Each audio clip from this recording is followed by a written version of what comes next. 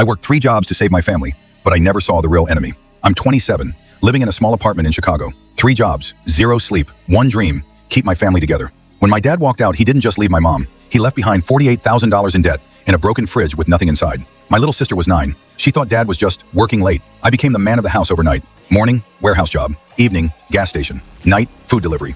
I used to park near Lake Michigan at 2 a.m. just to breathe. Sometimes I'd cry. Not loud, just enough so it wouldn't break me in front of them. Mom started getting sick last winter. Coughing. Weak. But she kept saying, "I'm fine, Beta, just tired." I didn't have insurance, so tired was cheaper than hospital. One night during my shift, I got 17 missed calls from my sister. I rushed home. Ambulance lights were flashing outside our building. The paramedic looked at me and asked, "You're her son?" I nodded.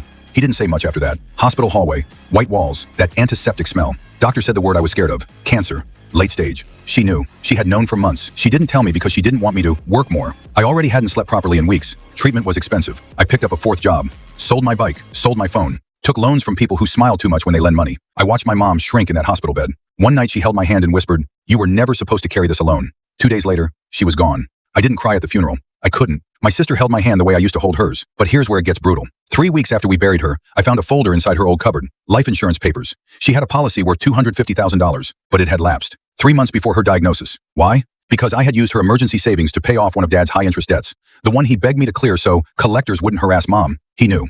He knew she was sick. He never told me. He let me drain the last money that could have saved her. I called him. He didn't pick up.